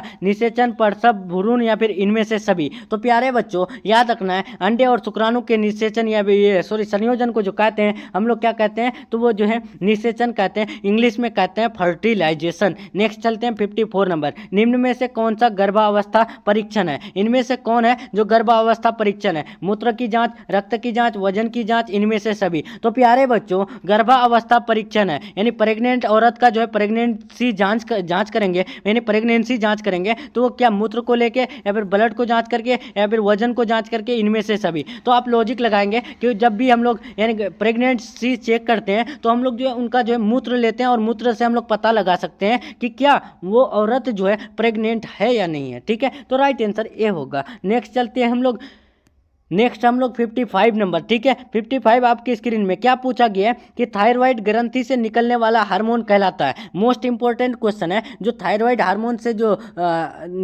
थायराइड ग्रंथि से जो निकलने वाला हार्मोन है उसका नाम क्या है? तो आप यहाँ लॉजिक लगाएंगे थायराइड से निकलेगा थायरोक्सिन। राइट आंसर बी होगा। नेक्स्ट चलते हैं मेरे प्यारे बच्चों 56 नंबर। नवजात शिशु 24 घंटे में कितने देर सोता है? देखिए कोई भी बच्चे जन्म लेता है तो 24 घंटे में कितना घंटा सोएगा? तो आपको याद रखना है 16 से 18 घंटा सोता है, ठीक है। इसका राइट आंसर सी होगा। नेक्स्ट चलते हैं 57 नंबर। स्त्रियों के अंडाशय में किसका निर्माण होता है? स्त्रियों के जो अंडाशय होता है तो उसमें किसका निर्माण होता है? तो आप यहाँ लॉजिक लगाएंगे कि अंडाशय से अंडाणु का निर्माण होता है और अंडाशय से अंडाणु के निर्माण को हम लोग क्या बोलते हैं? तो अंडोत्सर्ग कहते हैं, ठीक है। ये भी याद रख सकते हैं, ठीक है। पूछे जा सकते हैं कि अंडाशय से अंडाणु बनने की प्रक्रिया क्या कहलाती है? तो अंडोत्सर्ग कहलाती है, ठीक है। नेक्स्ट चलते हैं हम लोग 58 नंबर, इनमें से कौन पुरुष जनन तंत्र का भाग नहीं है? इनमें से कौन है जो पुरुष यानी प्रजनन तंत्र का भाग नहीं है, मतलब मादा प्रजनन प्रणाली का भाग है? क्या वो शुक्राशय, विषण या फिर प्रोस्टेट ग्रंथि, अंडाशय? तो आपको यहाँ लॉजिक लगा सकते हैं, शुक्राणु जो है वो पुरुष में होते हैं, विषण जिसको टेस्टिस बोलते हैं वो यानी पुरुष में होते हैं, प्रोस्टेट ग्रंथि जो है वो पुरुष में होते हैं, लेकिन ये जो अंडाशय है ये अंडाशय जो है मादा में होते हैं मेरे प्यारे स्टूडेंट। इसका राइट आंसर डी होगा। नेक्स्ट चलते हैं 59 नंबर। 59 आपके स्क्रीन में, निम्न में कौन व्यक्तिगत स्वच्छता के अंतर्गत आता है? इनमें से कौन व्यक्तिगत स्वच्छता के अंतर्गत आएगा? हाथ धोना, दांतों को ब्रश करना, नाखून काटना, या फिर इनमें से सभी? यहाँ पर व्यक्तिगत स्वच्छता के अंतर्गत पूछा है मेरे प्यारे स्टूडेंट, तो व्यक्तिगत स्वच्छता के अंतर्गत जब भी बात आए तो आपको ध्यान रखना है हाथ धोना, दांतों को ब्रश करना, नाखून काटना, ये तीनों आते हैं, इनमें से सभी होगा इसका राइट आंसर। नेक्स्ट को चलते हैं हम लोग 60 नंबर। 1 ग्राम वसा में कितना कैलोरी होता है? 1 ग्राम वसा में जो कैलोरी होता है तो वो कितना कैलोरी होता है? तो आपको याद रखना है 1 ग्राम वसा में 9 कैलोरी होता है। Right answer option number D. Next चलते हैं हम लोग 61 नंबर कि बच्चों को पूरक आहार कितने माह में देना चाहिए? देखिए जो बच्चे को पूरक आहार देंगे तो वो कितने माह में, तो ये भी बता चुके हैं कि 6 माह में देना चाहिए। राइट आंसर क्या होगा? Option number A. नेक्स्ट चलते हैं मेरे प्यारे स्टूडेंट 62 नंबर। एड्स कैसे फैलता है? एड्स जो फैलता है तो वो कैसे फैलता है? तो आपको याद रखना है एड्स जो रोग होता है वो एक संक्रमण रोग होता है, तो वो संक्रमित सुइयों से होता है, ठीक है। इसका right answer option number C होगा। नेक्स्ट चलते हैं हम लोग 63 नंबर। 63 आपके स्क्रीन में, निम्न में से कौन पहले कुछ दिनों के दौरान बच्चे की देखभाल के अंतर्गत आता है? इनमें से कौन है जो पहले कुछ दिनों के दौरान बच्चे की देखभाल के अंतर्गत आता है? तो आपको याद रखना है बच्चे को गर्म रखना, गर्भनाल की देखभाल, माँ के दूध के अलावा कुछ नहीं देना, ये तीनों आते हैं, तो right answer option number D, इनमें से सभी होगा। नेक्स्ट चलते हैं 64 नंबर कि क्षय रोग से बचने के लिए कौन सा टीका लगाया जाता है? देखिए जो क्षय रोग होता है तो क्षय रोग के लिए हम लोग जो है कौन सा टीका उपयोग करते हैं? तो आपको याद रखना है BCG वैक्सीन का उपयोग करते हैं। 64 का right answer option number C होगा। नेक्स्ट चलते हैं हम लोग 65 नंबर। रोग निरोधी क्षमता कितने प्रकार के होते हैं? देखिए जो रोग निरोधी क्षमता होते हैं वो कितने प्रकार के, तो आपको याद रखना है 2 प्रकार के होते हैं। राइट आंसर ए होगा। नेक्स्ट चलते हैं 66 नंबर। निम्न में से कौन सा तत्व विकास को प्रभावित नहीं करता है? तो ये भी बता चुके हैं कि विकास को प्रभावित नहीं करता है धन, ठीक है। इसका राइट आंसर डी होगा। नेक्स्ट चलते हैं 67 नंबर। निम्न में से कौन सी बीमारी दूषित भोज्य पदार्थों से होता है? इनमें से जो है कौन सी बीमारी है जो दूषित भोज्य पदार्थों को खाने से होता है? तो आपको याद रखना है 67 का राइट आंसर जो होगा वो अतिसार, हैजा, पेचिस, ये तीनों होगा। राइट आंसर क्या होगा मेरे प्यारे स्टूडेंट? ऑप्शन नंबर डी, इनमें से सभी। नेक्स्ट चलते हैं 68 नंबर कि निम्न में से कौन खाद्य विषाक्तता का लक्षण है? इनमें से कौन खाद्य विषाक्तता का लक्षण है मेरे प्यारे स्टूडेंट? तो जी मचलना, उल्टी करना, दस्त, ये तीनों है, ठीक है। इसका right answer option number D, इनमें से सभी। नेक्स्ट चलते हैं 69 नंबर। शुद्ध जल होता है, देखिए जो शुद्ध जल होता है तो वो क्या होता है? तो आपको याद रखना है शुद्ध जल जो होते हैं वो कैसा होते हैं मेरे प्यारे स्टूडेंट? तो वो रंगहीन, गंधहीन, स्वादहीन, ये तीनों होते हैं, तो राइट आंसर क्या होगा? ऑप्शन नंबर डी, इनमें से सभी। नेक्स्ट चलते हैं हम लोग 70 नंबर। 70 नंबर में आ चुके हैं मेरे प्यारे स्टूडेंट कि अंतःस्रावी प्रणाली से संबंधित आजकल का सबसे आम रोग है। मोस्ट इंपोर्टेंट क्वेश्चन है मेरे प्यारे स्टूडेंट। देखिए अंतःस्रावी प्रणाली से संबंधित आजकल का जो सबसे आम रोग है ना वो है मधुमेह, ठीक है। इसका right answer option number A होगा। जिसको हम लोग शुगर का बीमारी बोलते हैं ना मेरे प्यारे स्टूडेंट, उसी को मधुमेह बोलते हैं, ठीक है। राइट आंसर ए होगा। नेक्स्ट चलते हैं हम लोग 71 नंबर। 71 क्या पूछा गया कि निम्न में से कौन ध्वनि प्रदूषण का सामान्य स्रोत है? यानी ध्वनि प्रदूषण का जो है जो यानी सामान्य स्रोत है तो वो कौन है? बताइए मेरे प्यारे स्टूडेंट। तो आपको याद रखना है सड़क यातायात, जो सड़क में गाड़ी चलती हैं, गाड़ियां चलती है ना, यही जो है ध्वनि प्रदूषण का एक सामान्य स्रोत है। इसका right answer option number C होगा। नेक्स्ट चलते हैं 72 नंबर कि घरेलू वायु प्रदूषण का क्या कारण है? घरेलू वायु का जो कारण है यानी घरेलू वायु प्रदूषण का जो कारण है वो क्या है मेरे प्यारे स्टूडेंट? तो वो खाना पकाने के लिए प्रयुक्त ईंधन जो रहता है वो भी एक जो है ना घरेलू वायु प्रदूषण के लिए कारण है। और मच्छर मारक, ऑप्शन सी है तंबाकू, धूम्रपान, ये तीनों जो है ना मेरे प्यारे स्टूडेंट वायु प्रदूषण यानी घरेलू वायु प्रदूषण के लिए कारण बनता है। राइट आंसर डी होगा, इनमें से सभी। नेक्स्ट चलते हैं 73 नंबर। दूषित जल पीने से कौन सा रोग होता है? देखिए जो दूषित जल पिएंगे तो उनसे कौन सा रोग होता है मेरे प्यारे स्टूडेंट? तो आपको याद रखना है इसका राइट आंसर क्या होगा? तो ऑप्शन नंबर ए होगा, क्षय रोग, ठीक है। याद रखना है जो दूषित जल होता है ना, उनको पीने से ना क्षय रोग हो सकता है। नेक्स्ट चलते हैं 74 नंबर, प्लास्टिक द्वारा मुख्यतः किस प्रकार का प्रदूषण होता है। देखिए जो प्लास्टिक के द्वारा प्रदूषण होता है तो वो किस प्रकार का प्रदूषण होता है, तो वो भूमि में प्रदूषण हो जाता है मेरे प्यारे स्टूडेंट। देखिए आप कोई भी प्लास्टिक होते हैं ना, या फिर कोई भी जो पॉलीथीन होता है, तो आप देखिएगा वो क्या होता है कि मिट्टी में जाने के बाद ना वो जल्दी गलते नहीं है, ठीक है। यानी जो गलते नहीं है तो गलने के बाद क्या होता है कि मिट्टी को जो है ना वो क्या करता है, जो जो मिट्टी यानी उपजाऊ करने लायक होते हैं तो उनको उपजाऊ से यानी अनउपजाऊ बना देते हैं, यानी उपजाऊ नहीं कर पाते हैं वो भूमि, ठीक है। तो यहाँ लॉजिक लगा सकते हैं प्लास्टिक द्वारा कौन सा प्रदूषण होगा, तो वो भूमि प्रदूषण। नेक्स्ट चलते हैं हम लोग 75 नंबर। 75 आपके स्क्रीन में क्या पूछा गया है, देखिए मेरे प्यारे स्टूडेंट। 75 जो पूछा गया है कि निम्न यहाँ पर कि जल प्रदूषण के कारणों के लिए मुख्य रूप से निम्नलिखित में से कौन जिम्मेदार है। देखिए जल प्रदूषण के कारणों के लिए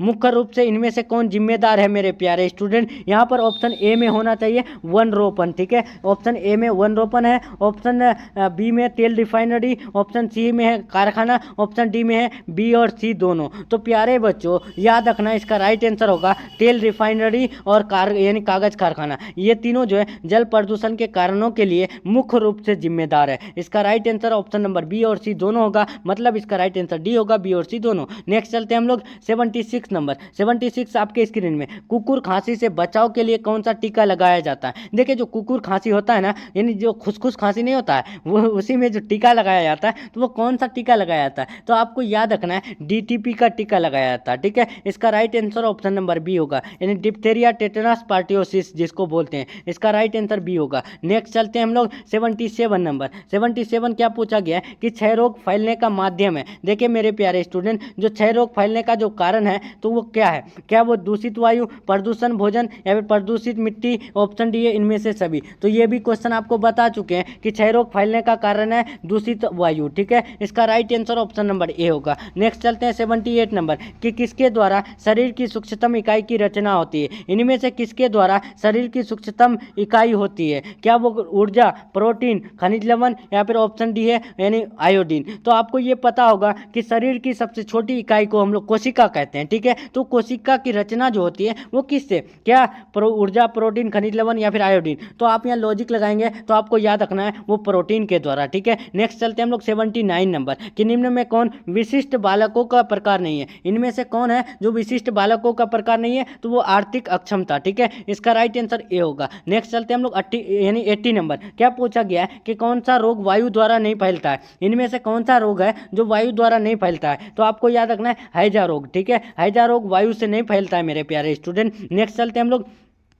81 नंबर। 81 आपके स्क्रीन में, संवेदात्मक विकास कितने प्रकार के होते हैं। देखिए मोस्ट इंपॉर्टेंट क्वेश्चन है, जो संवेदात्मक विकास होते हैं वो कितने प्रकार के, तो वो 2 प्रकार के होते हैं, राइट आंसर बी होगा। नेक्स्ट चलते हैं 82 नंबर, खसरे का टीका कब लगाया जाता है। देखिए जो खसरे का टीका लगाया जाता है तो वो कब, तो आपको याद रखना है 9 माह पर लगाया जाता है, यानी 9 मंथ पर जो है खसरे का टीका लगाया जाता है, ठीक है। ध्यान रखिएगा राइट आंसर बी होगा। नेक्स्ट चलते हैं 83 नंबर। 83 आपके स्क्रीन में, रोग फैलाने वाली जीवाणुओं से मुक्त करने हेतु निम्न में से कौन सा घोल प्रयोग करना चाहिए। मोस्ट इंपॉर्टेंट क्वेश्चन है। देखिए रोग फैलाने वाले जो जीवाणु से मुक्त करने हेतु निम्न में से कौन सा घोल का प्रयोग करना चाहिए, तो आपको याद रखना है उन घोल का नाम है गंधक का घोल, ठीक है। इसका चीनी का घोल प्रयोग करना चाहिए ना। रोग फैलाने वाले जीवाणुओं को मुक्त करने हेतु ना हम लोग चीनी का घोल का प्रयोग करेंगे, ठीक है। इसका राइट आंसर डी होगा। नेक्स्ट चलते हैं हम लोग 84 नंबर, डीटीपी का पहला टीका कब लगता है। जो देखिए जो डीटीपी का जो पहला टीका लगता है तो वो कब लगता है, यानी डिप्थेरिया, टेटनस और पार्टियोसिस का जो पहला टीका लगता है तो वो कब मेरे प्यारे बच्चों, तो आपको याद रखना है 1 मास पर। नेक्स्ट चलते हैं हम लोग 85 नंबर। 85 आपके स्क्रीन में, MMR टीका से किन किन रोगों का बचाव होता है। देखिए जो MMR होता है तो उनसे हम लोग किन किन रोगों का बचाव करते हैं, बताइए इसका राइट आंसर क्या होगा मेरे प्यारे स्टूडेंट। तो आपको याद रखना है यानी जो MMR का जो यानी सॉरी फुल फॉर्म होता है ना, तो वो क्या होता है, तो वो मिजल्स होता है, मम्प्स होता है और रूबेला होता है। ठीक है, यानी एम से मम्प्स, एम से हो जाता है यानी मिसल्स। ठीक है, मिजल्स, और आर से हो जाता है रे यानी रूबेला। ठीक है, तो उससे जो है हम लोग कौन से रोग का बचाव करते हैं, तो आपको याद रखना है वो यहाँ पर आपका ऑप्शन दिया हुआ है, खसरा, गलसुआ और रूबेला, ये तीनों का राइट आंसर क्या होगा, ऑप्शन नंबर डी, इनमें से सभी। नेक्स्ट चलते हैं 86 नंबर, कूड़ेदान में किसका छिड़काव करना चाहिए। कूड़ेदान में जो छिड़काव करना चाहिए इनमें से किसका, तो आपको याद रखना है डीटीपी का। ठीक है, नेक्स्ट चलते हैं हम लोग 87 नंबर। 87 आपके स्क्रीन में, मानसिक न्यूनता कितने प्रकार के होते हैं, तो मानसिक न्यूनता 3 प्रकार के होते हैं। नेक्स्ट चलते हैं हम लोग 88 नंबर कि संक्रामक रोग से तात्पर्य है। देखिए मेरे प्यारे स्टूडेंट, जो संक्रामक रोग होते हैं यानी संक्रमित रोग जो होते हैं, तो वो उनका तात्पर्य जो है वो किससे है, तो आपको याद रखना है एक व्यक्ति को दूसरे व्यक्ति को लगना। ठीक है, एक व्यक्ति से दूसरे व्यक्ति तक जाना, वही जो है संक्रमण रोग होते हैं। ठीक है, इसका right answer option number C होगा। नेक्स्ट चलते हैं 89 नंबर, विटामिन सी की कमी से कौन सी बीमारी होती है। मोस्ट इंपॉर्टेंट क्वेश्चन है। देखिए विटामिन सी की कमी से कौन सी बीमारी होती है, तो स्कर्वी होती है। ठीक है, इसका right answer option number B होगा। और रतौंधी होता है विटामिन ए की कमी से। ठीक है, और बेरी बेरी जो होता है विटामिन बी की कमी से। ठीक है, विटामिन बी की कमी से बेरी बेरी, विटामिन ए की कमी से होता है रतौंधी, और विटामिन डी की कमी से होता है रिकेट्स। ठीक है, ये भी याद रखना है, पूछे जा सकते हैं, RECKETS। ठीक है, इस रोग का नाम है रिकेट्स, जिसमें जो हड्डियों का टूटना फूटना होता है वो विटामिन डी की कमी से होता है। नेक्स्ट चलते हैं मेरे प्यारे स्टूडेंट 90 नंबर, ऊर्जा प्राप्ति का मुख्य स्रोत है। देखिए ऊर्जा प्राप्ति का जो मुख्य स्रोत है वो क्या है, तो आपको याद रखना है कार्बोहाइड्रेट। कार्बोहाइड्रेट जो है ना ऊर्जा प्राप्ति का एक मुख्य स्रोत है। नेक्स्ट चलते हैं हम लोग 91 नंबर कि पेचिश से पीड़ित बच्चों को दिया जाना चाहिए। देखिए कोई भी बच्चे पेचिश से पीड़ित है तो उन बच्चों को हम लोग क्या देंगे जो उनका जो है यानी पेचिश से बचाव हो सकता है। तो आपको याद रखना है 91 का जो राइट आंसर होगा वो नमक एवं चीनी का युक्त घोल। ठीक है, यानी नमक और चीनी दोनों का घोल देना चाहिए। राइट आंसर डी, इनमें से यानी नमक और चीनी दोनों होगा। नेक्स्ट चलते हैं 92 नंबर। 92 आपके स्क्रीन में, निम्नलिखित में से कौन सा पोषणहीनता से संबंधित है।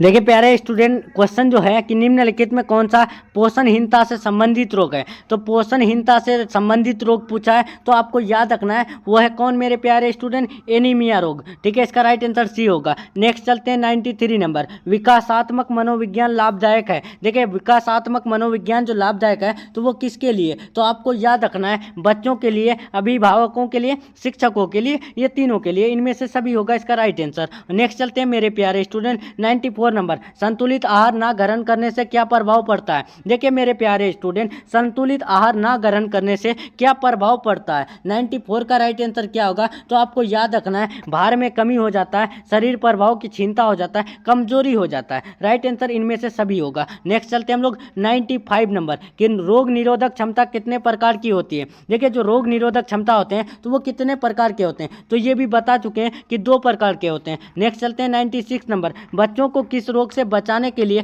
विटामिन ए की खुराक दी जाती है, तो विटामिन ए की कमी से रतौंधी रोग होती है तो विटामिन ए देंगे तभी रतौंधी से बचाव हो सकता है। ठीक है, राइट आंसर क्या होगा, ऑप्शन नंबर ए होगा। ठीक है मेरे प्यारे स्टूडेंट, नेक्स्ट चलते हैं हम लोग 97 नंबर। 97 आपकी स्क्रीन में क्या पूछा गया है कि बच्चों को पोलियो और डीटी यानी डीपीटी यानी डीटीपी होगा तो का बूस्टर डोज किस आयु में दिया जाता है। देखिए जो बच्चों को जो पोलियो और डीटीपी वैक्सीन दिया जाता है तो वो किस आयु में दिया जाता है, तो आपको याद रखना है 0 से 3 माह पर। ठीक है, इसका राइट आंसर सी होगा। नेक्स्ट चलते हैं 98 नंबर, भोजन में किसकी कमी से माँ और शिशु दोनों में गलगंट और घेंगा रोग की संभावना होती है। देखिए मेरे प्यारे स्टूडेंट, भोजन में किसकी कमी से माँ और शिशु दोनों को गलगंट और घेंगा रोग होने की संभावना होती है, क्या वो सोडियम, कैल्शियम, आयोडीन, फॉस्फोरस, तो आपको याद रखना है 98 का जो राइट आंसर होगा वो ऑप्शन नंबर सी होगा, आयोडीन की कमी से। ठीक है, आयोडीन की कमी से घेंगा रोग होता है और गलगंट रोग होता है। ठीक है, नेक्स्ट चलते हैं हम लोग 99 नंबर। 99 आपके स्क्रीन में,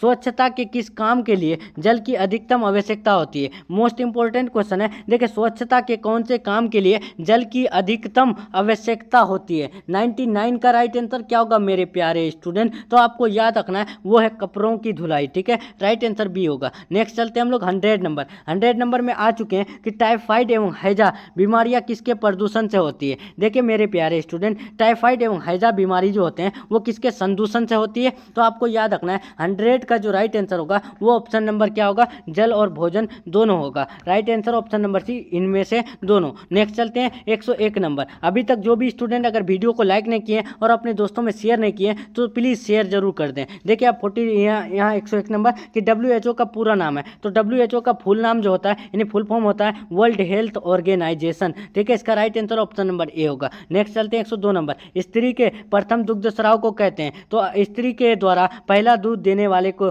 देने की पहला जो दूध होता है उसको हम लोग कोलेस्ट्रम कहते हैं। ठीक है, इसका राइट आंसर बी होगा। नेक्स्ट चलते हैं हम लोग 103 नंबर कि बच्चे को सुयोग बनने के लिए क्या आवश्यक है। देखिए मेरे प्यारे स्टूडेंट, बच्चे को जो सुयोग बनना है तो उसके लिए क्या आवश्यक है, क्या जरूरी है, तो आपको याद रखना है।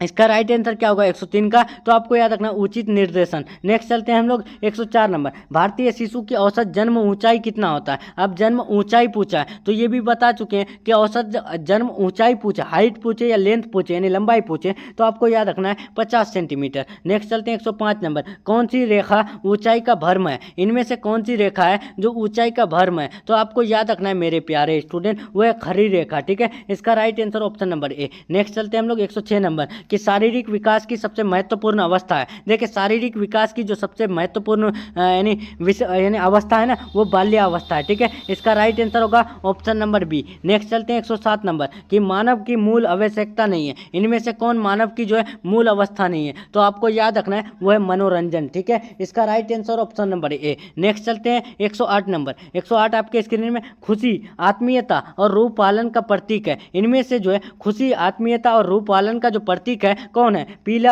यानी हरा, लाल और काला। इसका राइट आंसर क्या होगा मेरे प्यारे स्टूडेंट, तो आपको याद रखना है इसका राइट आंसर होगा ऑप्शन नंबर ए, पीला। ठीक है, पीला जो कलर होता है वो खुशी, आत्मीयता और रूप पालन का प्रतीक है। नेक्स्ट चलते हैं 109 नंबर कि सांकेतिक भाषा का प्रयोग होता है। देखिए जो सांकेतिक भाषा होता है ना तो उसका जो प्रयोग करते हैं हम लोग किसके लिए, तो आपको याद रखना है गूंगे और बहरे बच्चों के लिए। उसके लिए हम लोग जो है ना सांकेतिक भाषा का प्रयोग करते हैं, यानी संकेत देते हैं कि आप जैसे किसी को बोलते हैं कि क्या खाना है तो उसके लिए हम लोग इशारा करते हैं ना, ये यानी इशारे में हम लोग बोलते हैं ना, संकेत देते हैं ना, तो वही उसी को हम लोग बोलते हैं कि सांकेतिक भाषा का प्रयोग किसके लिए करते हैं, तो वो गूंगा और बहरा के लिए। ठीक है, राइट आंसर डी होगा। नेक्स्ट चलते हैं 110 नंबर।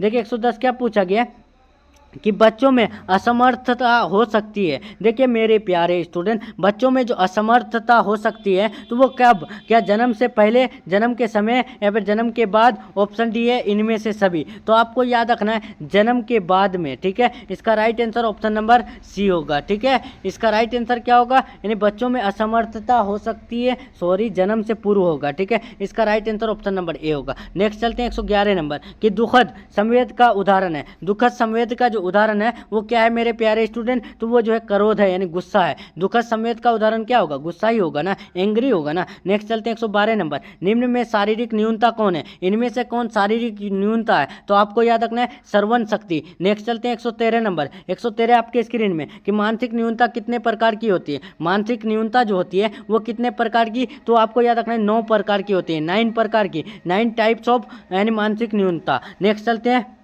114 नंबर कि कृत्रिम लुप्त अंग वाले बच्चों की विशेष आवश्यकता कौन सी है। देखिए कृत्रिम लुप्त अंग वाले बच्चों की जो विशेष आवश्यकता है तो वो कौन कौन सी है, तो आपको याद रखना है वो है प्राकृतिक चिकित्सा, शारीरिक आवश्यकताएं, शैक्षणिक अवस्था यानी आवश्यकताएं। तो राइट आंसर इनमें से सभी होगा। नेक्स्ट चलते हैं 115 नंबर। 115 आपके स्क्रीन में, निम्न में से कौन बच्चे का पारिवारिक समाजीकरण का साधन नहीं है। इनमें से कौन है जो बच्चे का पारिवारिक समाजीकरण का साधन नहीं है। 115 का राइट आंसर क्या होगा, तो आपको याद रखना है दोस्तों से संबंध। ठीक है, यानी दोस्तों से रिश्ता, यही जो है बच्चे का पारिवारिक समाजीकरण का साधन नहीं है। नेक्स्ट चलते हैं 116 नंबर। एकीकृत बाल विकास योजना कब शुरू की गई। मोस्ट इंपोर्टेंट क्वेश्चन है, इस बार 100% आपको यह क्वेश्चन देखने को मिलेगा। देखिए एकीकृत बाल विकास योजना जो है कब शुरू की गई है, तो आपको याद रखना 1975 ईस्वी में। नेक्स्ट चलते हैं हम लोग 117 नंबर चलते हैं। 117 आपके स्क्रीन में, एकीकृत बाल विकास योजना का लक्ष्य समूह क्या है। देखिए एकीकृत बाल विकास योजना का जो लक्ष्य समूह है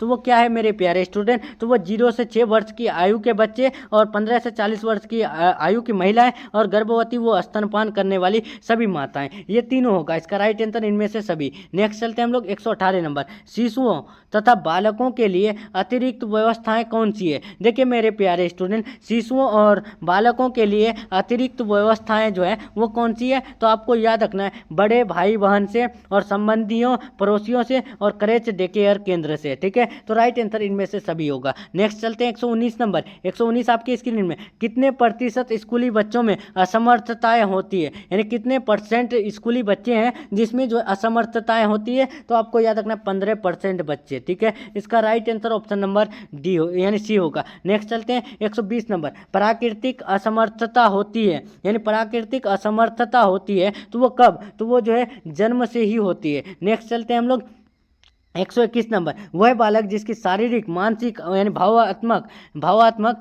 तथा सामाजिक क्षमताएं सामान्य से हटकर होती है तो वो क्या होता है, असमर्थ बालक होता है, सक्षम बालक होता है, अंधा बालक होता है या फिर बहरा बालक होता है। तो आपको याद रखना है वो असमर्थ बालक होता है। असमर्थ बालक में शारीरिक, मानसिक, भावात्मक या फिर और है सामाजिक क्षमताएं, ये तीनों जो है, ये चारों जो है सामान्य से हटकर होता है, ठीक है। नेक्स्ट चलते हैं हम लोग 122 नंबर कि अंधे बच्चे को पढ़ाने के लिए किस विधि का प्रयोग करना चाहिए। देखिए कोई जो है अंधा बच्चा है तो अब उनको हम लोग यानी स्टडी करवाएंगे, ठीक है, यानी उनको जो पढ़ाएंगे तो उनके लिए जो है कौन सा विधि प्रयोग करेंगे, ब्रेल विधि, खेल विधि, इतिहास विधि या फिर साइको ड्रामा विधि। तो आपको याद रखना है इसका राइट आंसर होगा ब्रेल विधि, ठीक है। नेक्स्ट चलते हैं हम लोग 123 नंबर कि घर मानव जीवन को प्रदान करता है। देखिए मेरे प्यारे स्टूडेंट, घर मानव जीवन को जो प्रदान करता है वो क्या करता है, तो आपको याद रखना है सुरक्षा, प्रतिष्ठा, अस्थायित्व, ये तीनों करता है। तो राइट आंसर इनमें से सभी होगा। नेक्स्ट चलते हैं हम लोग 124 नंबर कि बच्चों में असमर्थता हो सकती है। बच्चों में जो असमर्थता हो सकती है तो वो क्या, जन्म के पहले से,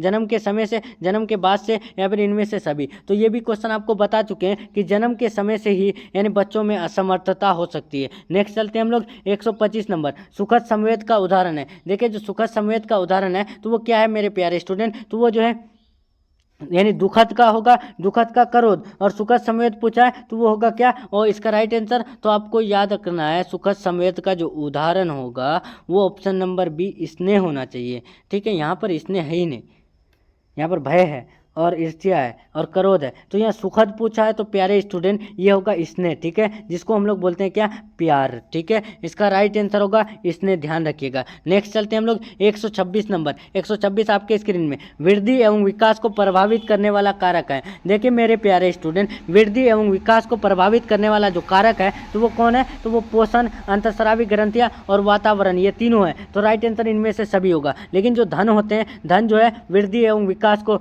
यानी प्रभावित, यानी सिर्फ विकास को प्रभावित करने वाला कारक नहीं है। नेक्स्ट चलते हैं हम लोग 127 नंबर। उत्तेजक, जिंदा दिल, रोमांचक का प्रतीक है। मेरे प्यारे स्टूडेंट, उत्तेजक, जिंदा दिल, रोमांचक का जो प्रतीक है तो वो क्या है, कौन सा कलर है, तो वो है लाल, ठीक है। इसका राइट आंसर सी होगा। नेक्स्ट चलते हैं हम लोग 128 नंबर। साफ, स्वच्छ, विकार रहित का प्रतीक है। तो साफ, स्वच्छ, विकार रहित का जो प्रतीक है ना तो वो क्या है, तो आपको याद रखना है सफेद कलर, ठीक है। इसका राइट आंसर सी होगा। नेक्स्ट चलते हैं 129 नंबर। बच्चे की वैकल्पिक देखरेख की आवश्यकता होती है। तो बच्चे की वैकल्पिक देखरेख के लिए माता पिता की अनुपस्थिति में आवश्यकता पड़ती है, ठीक है। अन्यथा जो है वैकल्पिक पूछा है, ठीक है, ऑप्शनल पूछा है तो वो देखिए माता के बीमार पड़ने पर भी जो है माता ना अपने बच्चे की देखभाल कर ही लेते हैं। पिता की नौकरी जाने पर भी जो है यानी किसी न किसी तरह से बच्चे की देखभाल हो जाती है। लेकिन माता पिता की दोनों की अगर अनुपस्थिति हो जाती है तो वो देखरेख की आवश्यकता होती है, यानी किसी की ज़रूरत पड़ जाती है, ठीक है। तो राइट आंसर सी होगा।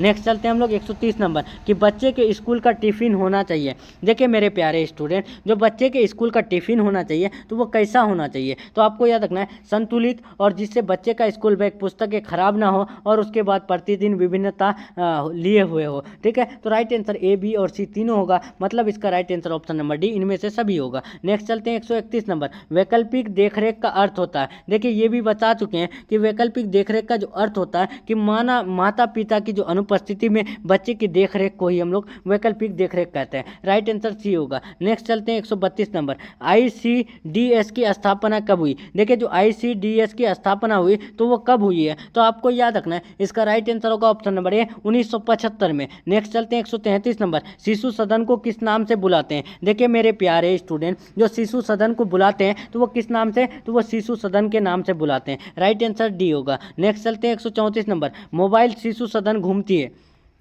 देखिए मोबाइल शिशु सदन जो घूमती है तो वो किसके साथ, तो आपको याद रखना है मेरे प्यारे स्टूडेंट, कर्मियों के साथ घूमती है। नेक्स्ट चलते हैं 135 नंबर। ICDS का मुख्य लक्ष्य है। ICDS का स्थापना 1975 में हुआ है। कब हुआ है, 1975 में जो है ICDS का जो है स्थापना हुआ है। अब यहाँ पर पूछा है मुख्य लक्षण है, यानी मुख्य लक्ष्य है, तो उनका मुख्य लक्ष्य क्या है, तो आपको याद रखना है बच्चे व महिलाएं, ठीक है। इसका राइट आंसर सी होगा। नेक्स्ट चलते हैं हम लोग 136 नंबर। 136 आपके स्क्रीन में, निम्नलिखित में से किसमें विटामिन सी प्रचुर मात्रा में पाए जाते हैं, इनमें से किसमें जो है विटामिन सी यानी प्रचुर मात्रा में पाए जाते हैं, तो आपको पता होगा कि नींबू में और संतरा में विटामिन सी प्रचुर मात्रा में पाए जाते हैं। इसका राइट आंसर ए होगा। और विटामिन सी की कमी से जो रोग होते हैं वो स्कर्वी रोग होती है, ठीक है, ये भी ध्यान रखिएगा। नेक्स्ट चलते हैं हम लोग 137 नंबर। विटामिन ए घुलनशील है, विटामिन ए जो घुलनशील है तो वो किसमें मेरे प्यारे स्टूडेंट, तो आपको याद रखना है vitamin A, vitamin D, vitamin E और विटामिन के, ये चार जो है ना, ये चार जो है फैट में घुलनशील है मेरे प्यारे स्टूडेंट, यानी वसा में घुलनशील होते हैं, ठीक है। याद रखना है vitamin A, vitamin D, vitamin E, vitamin के, ये चार जो विटामिन है ये वसा में घुलनशील होते हैं। तो राइट आंसर क्या होगा, ऑप्शन नंबर बी होगा। नेक्स्ट चलते हैं हम लोग 138 नंबर। किस विटामिन की कमी से बच्चों में अंगों की अस्थियां मुड़ जाती है। देखिए मेरे प्यारे स्टूडेंट, ये भी आपको बता चुके हैं। यहाँ पर अस्थियां मतलब क्या होता है कि हड्डियां, तो यानी हड्डियों में जो कमजोरी होती है तो वो कौन से विटामिन के कारण, तो विटामिन डी के कारण। और इससे जो रोग उत्पन्न होता है उस रोग का नाम है रिकेट्स। क्या नाम है, रिकेट्स नाम है, ठीक है। ध्यान रखिएगा मेरे प्यारे स्टूडेंट, विटामिन डी की कमी से रिकेट्स रोग होता है, विटामिन सी की कमी से स्कर्वी रोग होता है, ठीक है, और विटामिन बी की कमी से बेरी रोग होता है, और विटामिन ए की कमी से, यानी विटामिन ए की कमी से जो होता है वो रतौंधी रोग होता है, ठीक है। कौन सा रोग होता है, रतौंधी रोग होता है, ठीक है। याद रखना है, जो भी स्टूडेंट को याद नहीं है तो आप लोग प्लीज नोट कर लीजिएगा, पूछे जाएंगे आपको। नेक्स्ट चलते हैं 139 नंबर। भोजन का मनोवैज्ञानिक कार्य होता है। देखिए मेरे प्यारे स्टूडेंट, भोजन का जो मनोवैज्ञानिक काम होता है तो वो क्या होता है, तो आपको याद रखना है संतुष्टि प्रदान करना, ठीक है। इसका right answer option number A. Next चलते हैं हम लोग 140 नंबर।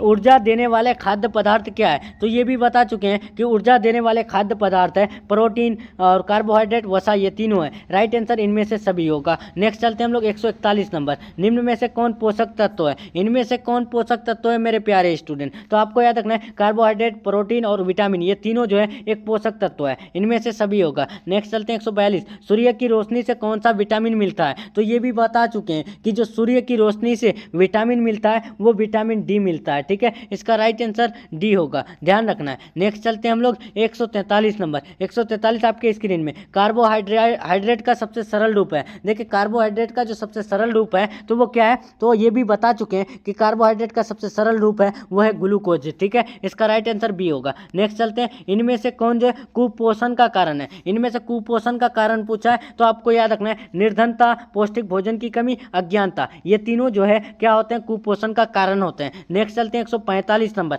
कि बच्चों में विटामिन ए की कमी से कौन सा रोग होता है। देखिए मेरे प्यारे बच्चों, बच्चों में जो विटामिन ए की कमी से रोग होता है तो वो कौन सा रोग होता है, तो आपको याद रखना है 145 का जो राइट आंसर होगा वो क्या होगा, तो विटामिन ए की कमी से रतौंधी रोग होता है। नेक्स्ट चलते हैं 146 नंबर। आयोडीन की कमी से कौन सा रोग होता है। देखिए मेरे प्यारे स्टूडेंट, आयोडीन की जो कमी से रोग होता है तो वो कौन सा रोग, तो वो घेंगा रोग होता है, ठीक है। इसका राइट आंसर ए होगा। नेक्स्ट चलते हैं हम लोग 147 नंबर। 147 क्या पूछा गया, देखें इनमें से यानी निम्न में से किस प्रकार के भोजन में जीवाणुओं की वृद्धि तीव्र गति से होता है। इनमें से कौन से भोजन में जीवाणुओं यानी बैक्टीरिया की वृद्धि जो है ना तीव्र गति से होता है, तो आपको याद रखना है प्रोटीन युक्त भोजन में, ठीक है। इसका right answer option number A होगा। नेक्स्ट चलते हैं 148। ज्यादा उष्मा और शक्ति उत्पादन करने वाला पदार्थ है। देखिए मेरे प्यारे स्टूडेंट, कौन सा पदार्थ है जो सबसे ज्यादा उष्मा और शक्ति यानी ताकत प्रदान करता है, तो आपको याद रखना है वो है कार्बोहाइड्रेट। नेक्स्ट चलते हैं हम लोग 149 नंबर। 149 आपके स्क्रीन में।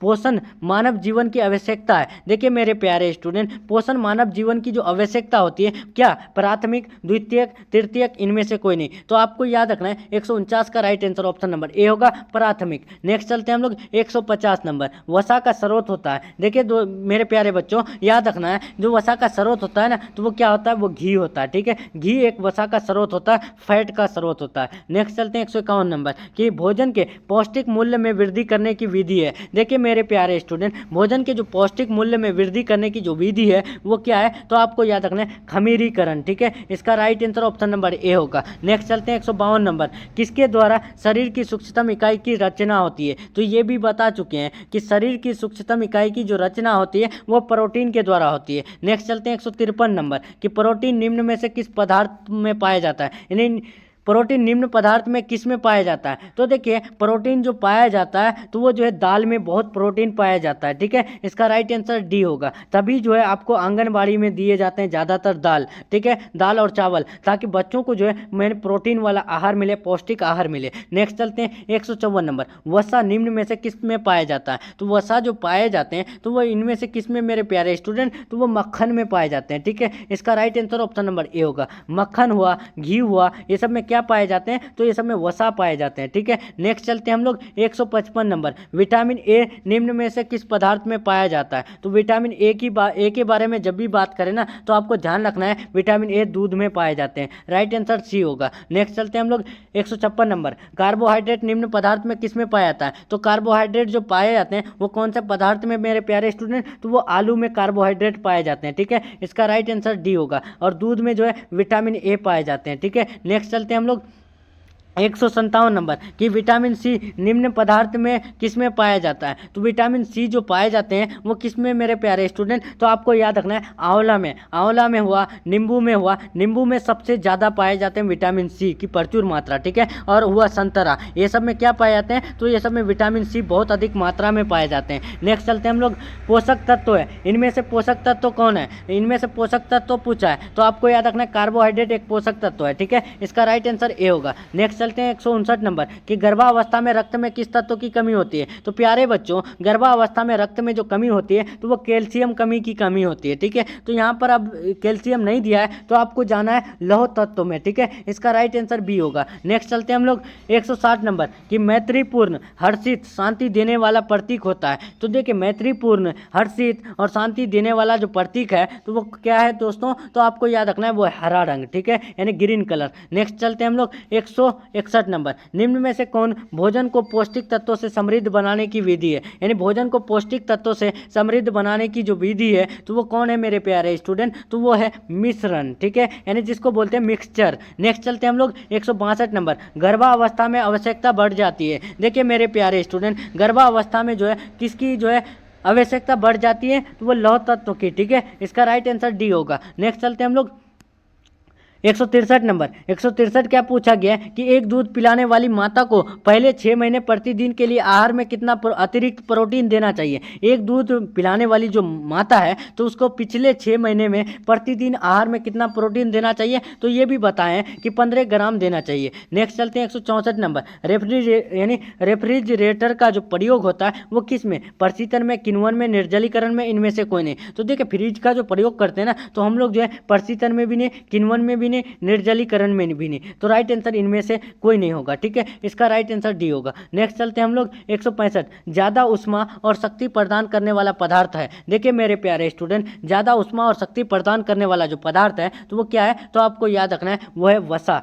जिसको हम लोग बोलते हैं फैट। ठीक है, इसका right answer option number A होगा। नेक्स्ट चलते हैं 166, पोषण मानव की डैश आवश्यकता है। तो पोषण जो है ना मानव की एक प्राथमिक आवश्यकता है। Right answer option number A होगा, जिसको बोलते हैं प्राइमरी आवश्यकता। ठीक है, नेक्स्ट चलते हैं 167, ढोकला किस विधि से बनाया जाता है। देखिए यहाँ ढोकला का बात आ गया है, तो ढोकला कौन से विधि से बनाते हैं, तो आपको याद रखना है वाष्पन विधि से। ठीक है, इसका राइट आंसर सी होगा। नेक्स्ट चलते हैं हम लोग 168, कैल्शियम का सर्वोत्तम स्रोत है। तो कैल्शियम का जो सर्वोत्तम स्रोत है वो क्या है मेरे प्यारे स्टूडेंट, तो वो मांस, सब्जियां, दूध से बने पदार्थ, ये तीनों जो है यानी कैल्शियम का एक सर्वोत्तम स्रोत है, यानी बहुत अच्छा स्रोत है। राइट आंसर डी होगा। नेक्स्ट चलते हैं 169 नंबर, कि घरों में संग्रहीकरण हेतु निम्नलिखित में कौन सा होना जरूरी है। देखिए घरों में जो संग्रहीकरण हेतु निम्नलिखित में कौन सा होना जरूरी है, तो आपको याद रखना है भंडार गृह। ठीक है, इसका राइट आंसर ए होगा। नेक्स्ट चलते हैं हम लोग 170 नंबर, दूध सबसे अच्छा स्रोत है। देखिए दूध जो है सबसे अच्छा स्रोत है तो वो किसका, तो ये भी बता चुके हैं कि विटामिन ए का जो है दूध बहुत अच्छा स्रोत है। तो राइट आंसर बी होगा। नेक्स्ट चलते हैं हम लोग 171 नंबर, 171 आपके स्क्रीन में, निम्न में से बर्तन को किससे साफ करना चाहिए? तो बर्तन को हम लोग साफ करेंगे तो वो किससे? राख और साबुन और भीम, ये तीनों से। तो राइट आंसर डी होगा, इनमें से सभी। नेक्स्ट चलते हैं 171 नंबर, क्या पूछा गया? 172 सॉरी। देखिए पारिवारिक जीवन चक्र को मुख्यतः कितने भागों में बांटा गया है? देखिए मेरे प्यारे स्टूडेंट कि पारिवारिक जीवन चक्र को मुख्यतः कितने भागों में बांटा गया है? तो आपको याद रखना है 172 का जो राइट आंसर होगा वो क्या होगा? तो ऑप्शन नंबर डी 4 होगा। नेक्स्ट चलते हैं 173 नंबर, क्या पूछा गया कि मनुष्य की प्रतिदिन की आवश्यकताओं को कितने भागों में बांटते हैं? तो मनुष्य की जो प्रतिदिन की आवश्यकताओं को जो बांटते हैं तो हम लोग 3 प्रकार में बांटते हैं। नेक्स्ट चलते हैं 174 नंबर, आहार आयोजन किस बचत में मदद करता है? आहार आयोजन जो मदद करता है तो वो किसके यानी बचत में? तो ईंधन, समय, ऊर्जा, ये तीनों के बचत में। राइट आंसर इनमें से सभी होगा। नेक्स्ट चलते हैं 175 नंबर, 175 आपके स्क्रीन में, इनमें से कौन आहार आयोजन में विचारणीय नहीं है? इनमें से कौन आहार आयोजन में विचार नहीं है? मोस्ट इंपॉर्टेंट क्वेश्चन है, तो आपको याद रखना है इसका राइट आंसर होगा सहायक व्यक्ति। नेक्स्ट चलते हैं हम लोग 176 नंबर, क्या पूछा गया है कि आहार आयोजन में कौन सी विधि सम्मिलित नहीं है? इनमें से कौन आहार आयोजन में सम्मिलित नहीं है? तो आपको याद रखना है 176 का जो राइट आंसर होगा वो क्या होगा मेरे प्यारे स्टूडेंट? तो आपको याद रखना है वो है रोग की आवश्यकता। ठीक है, इसका राइट आंसर क्या होगा? इनमें से सॉरी रोग की अवस्था होगा। ठीक है, नेक्स्ट चलते हैं हम लोग 177 नंबर, 177 आपके स्क्रीन में, हार्मोन असंतुलन के सामान्य लक्षण है। हार्मोन असंतुलन के जो है सामान्य लक्षण जो है वो क्या है? इसका राइट आंसर क्या होगा? तो आपको याद रखना है वो होगा पेट की वसा का बढ़ना, घबराहट, चिड़चिड़ाहट, अनिद्रा, ये तीनों होगा। Right answer option number D, इनमें से सभी। नेक्स्ट चलते हैं 178 नंबर, 178 आपके स्क्रीन में, क्या पूछा गया है? देखिए मेरे प्यारे स्टूडेंट कि ग्रामीण क्षेत्रों में किस प्रकार का प्रदूषण सबसे आम होता है? तो ग्रामीण क्षेत्रों में किस प्रकार का प्रदूषण सबसे आम होता है मेरे प्यारे स्टूडेंट? तो आपको याद रखना है जल प्रदूषण आम होता है। नेक्स्ट चलते हैं हम लोग 179 नंबर, पानी के स्रोत और शौचालय के बीच की दूरी क्या होनी चाहिए? तो प्यारे स्टूडेंट पानी के जो स्रोत होते हैं और शौचालय के बीच की जो दूरी होना चाहिए लगभग कम से कम जो होना चाहिए 10 मीटर की दूरी होना चाहिए। नेक्स्ट चलते हैं 180 नंबर, क्या पूछा गया है कि त्याज्य यानी फेंकने योग्य जिसको हम लोग बोलते हैं कचरे में होता है, जो फेंकने योग्य कचरे में जो होता है वो क्या? ठोस, अर्ध तरल, मिश्रण, तरल, इनमें से सभी। तो प्यारे बच्चों याद रखना है ठोस, अर्ध तरल, मिश्रण और तरल ये तीनों रहते हैं। Right answer option number D, इनमें से सभी। नेक्स्ट चलते हैं 181 नंबर, पानी का कौन सा स्रोत दूषित नहीं हो सकता है? इनमें से पानी का कौन सा स्रोत है यानी जो दूषित नहीं हो सकता है? तो याद रखना है मेरे प्यारे स्टूडेंट इसका राइट आंसर होगा भूमिगत जल। ठीक है, नेक्स्ट चलते हैं हम लोग 182 नंबर, क्या पूछा गया? गांव में समुचित स्वच्छता जिम्मेदारी है। तो गांव में समुचित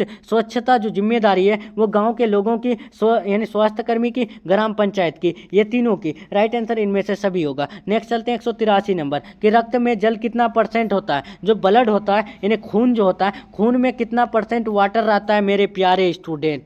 तो आपको याद रखना है 90% जल रहता है उपस्थित। राइट आंसर ए होगा। नेक्स्ट चलते हैं 184 नंबर, शरीर के वजन का कितना % भाग जल होता है? शरीर के वजन का कितना % भाग जल होता है? तो आपको याद रखना है 65% जल जो है ना भाग होता है। ठीक है, इसका राइट आंसर सी होगा। नेक्स्ट चलते हैं हम लोग 165 नंबर 185 नंबर, क्या पूछा गया है कि पीने का पानी को साफ करने के लिए निम्न में से किसका उपयोग करते हैं? बताइए मेरे प्यारे स्टूडेंट, पीने के पानी को साफ करने के लिए इनमें से किसका उपयोग करते हैं? तो हम लोग क्लोरीन का उपयोग करते हैं। ठीक है, किसका? क्लोरीन का। ठीक है, इसका right answer option number D होगा। क्लोरीन को जो हम लोग प्रदर्शित करते हैं Cl से। ठीक है, नेक्स्ट चलते हैं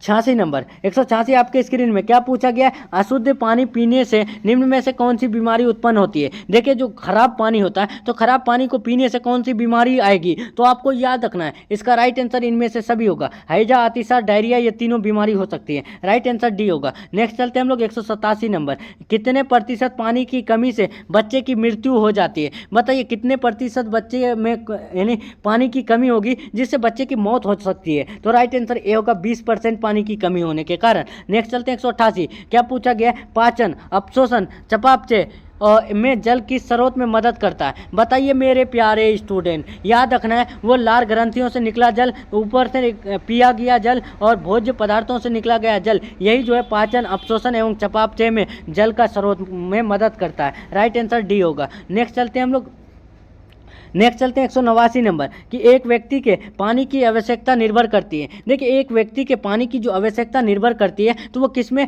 मौसम पर, खान पान की आदतों पर, क्रियात्मक पर, ठीक है। इसका राइट आंसर डी, इनमें से सभी होगा। नेक्स्ट चलते हैं 190, जल का निष्कासन नहीं होता है। जल का जो निष्कासन नहीं होता है तो वो किससे, तो वो पेट से, पेट से जो है जल का निष्कासन नहीं होता है। नेक्स्ट चलते हैं हम लोग 191 नंबर कि निम्न में से जल का स्रोत नहीं है। इनमें से जल का कौन स्रोत नहीं है, तो वो मिठाइयाँ जो है वो जल का स्रोत नहीं है, ठीक है। भोजन, पेयजल और पेय पदार्थ जो है ये जल का स्रोत है, ठीक है, लेकिन मिठाइयाँ जो है जल का स्रोत नहीं है। नेक्स्ट चलते हैं 192 नंबर, शरीर से जल का व्यय किसके द्वारा नहीं होता है। बताइए मेरे प्यारे स्टूडेंट, शरीर से जल का व्यय किसके द्वारा नहीं होता है, तो आपको याद रखना है नहाना। नेक्स्ट चलते हैं हम लोग 193 नंबर, 193 आपकी स्क्रीन में, व्यक्ति के जल की आवश्यकता निर्भर करती है। व्यक्ति के जो जल की आवश्यकता निर्भर करती है तो वो किस पर, क्रिया पर, भोजन के प्रकार पर, जलवायु पर, ये तीनों पर। राइट आंसर डी होगा इनमें से सभी। नेक्स्ट चलते हैं 194, इनमें से कौन सही नहीं है। इनमें से जो है कौन सही नहीं है मेरे प्यारे स्टूडेंट, तो आपको याद रखना है मल मूत्र पानी में अघुलनशील होता है, ये गलत है, ठीक है। इसका right answer option number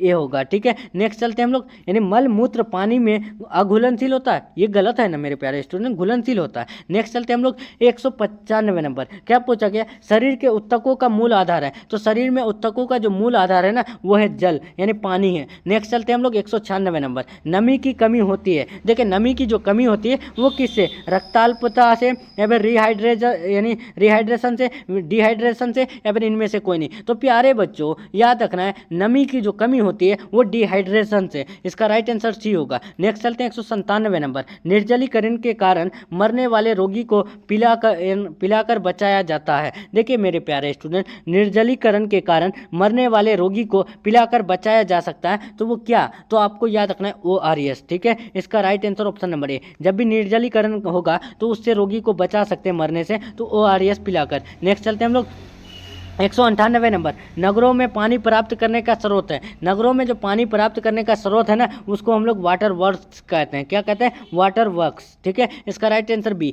next चलते हैं 199 नंबर, स्वच्छ जल होता है। स्वच्छ जल जो होता है वो कैसा होता है मेरे प्यारे स्टूडेंट, तो स्वच्छ जल होता है रंगहीन, गंधहीन, कीटाणु रहित, ये तीनों होता है। राइट आंसर डी होगा, इसको फिल्टर करके ही पी सकते हैं स्वच्छ जल को। नेक्स्ट चलते हैं हम लोग 200 नंबर कि ध्वनि प्रदूषण के कारण हो सकता है। ध्वनि प्रदूषण के कारण जो हो सकता है वो क्या, तो आपको याद रखना है उच्च रक्तचाप, बहरापन, निद्रा में बाधा, ठीक है। इसका राइट आंसर डी होगा, यानी उपर्युक्त सभी। नेक्स्ट चलते हैं हम लोग 201 नंबर, क्या पूछा गया है कि धुएं के किस स्रोत से आंतरिक वायु प्रदूषण नहीं होता है। तो धुएं के कौन से स्रोत से आंतरिक यानी वायु प्रदूषण नहीं होता है, तो आपको याद रखना है वाहन, ठीक है। इसका राइट आंसर बी होगा। नेक्स्ट चलते हैं हम लोग 202 नंबर कि शहरी क्षेत्रों में इनमें से कौन सी क्रिया दंडनीय है। यानी शहरी क्षेत्रों में इनमें से कौन सा काम है जो दंडनीय है, मतलब कि अपराध है। खुले क्षेत्र में शौच करना, सार्वजनिक स्थल में धूम्रपान, लाउड स्पीकर बजाना, या फिर इनमें से कोई नहीं। तो आपको याद रखना है मेरे प्यारे स्टूडेंट, शहरी क्षेत्रों में ये सब चलता है मेरे प्यारे स्टूडेंट। खुले क्षेत्रों में शौच करना, उसके बाद सार्वजनिक स्थल में धूम्रपान, उसके बाद लाउड स्पीकर बजाना, ये सब होता है, ठीक है। तो राइट आंसर इसका ऑप्शन नंबर डी होगा, इनमें से कोई नहीं, ठीक है। अभी फिलहाल अगर आप देखेंगे तो खुले क्षेत्रों में शौच करना ये भी बंद कर दिया है, ठीक है। ए में भी जा सकते हैं, कोई दिक्कत नहीं है, ठीक है। लेकिन यहाँ पर जो अगर आप देखेंगे शहरी क्षेत्रों में तो शौच भी खुले में ही कर लेता है, सार्वजनिक स्थल में धूम्रपान भी कर लेता है, लाउड स्पीकर भी बजा करके जो कवारी वाला रहता है ना वो भी बजा करके निकल जाता है, ठीक है। तो दिमाग माइंड लगा सकते हैं, ठीक है।